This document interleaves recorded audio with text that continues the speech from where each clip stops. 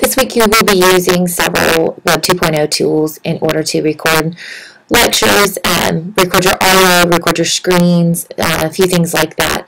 So I thought that I would give a demonstration on how that works in order to answer some of your questions about the final ePortfolio.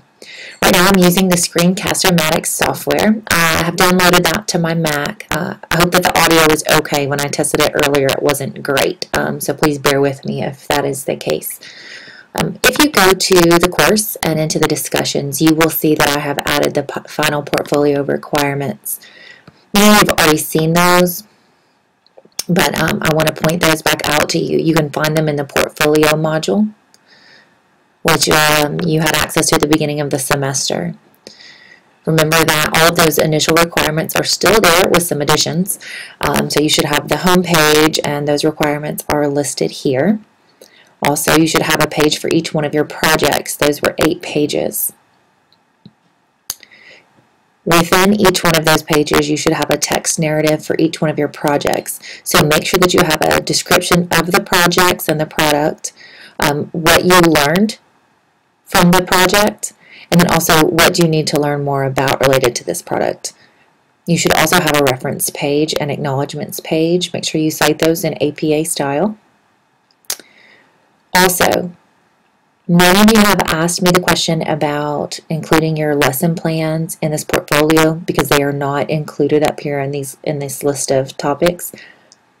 Because those aren't listed there, I'm not making that a requirement. However, I would encourage you to go ahead and create a page for those lessons, or create a section for lessons or projects like that, and upload and include those in your portfolio. You will want to access those later, and as you create projects for other classes, I imagine that you would also want to include those in this portfolio as well.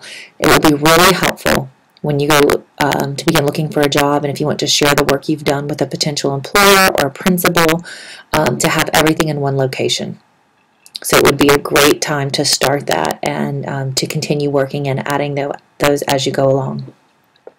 Finally, I suggested that you use the Weebly help site for questions about uploading those documents. I created a tutorial early on to show you how to save your graphic organizer, and that is in the discussion. I recorded a video for that. But Weebly has some great tips. They're really easy to follow, and I want you guys to become comfortable using the help sites in each one of these products because technology is constantly changing. They run updates all the time. So if I create a tutorial for everything, it can change tomorrow, and my tutorial would be inaccurate. So if you go to the actual product and take a look at that product, then you'll be more likely to have the most up-to-date, accurate information, and you'll get used to doing that, and you'll be able to teach yourself how to use these tools. If you're working and you just can't find the answer you're looking for, and you feel like you need some help, please feel free to contact me. I am always available.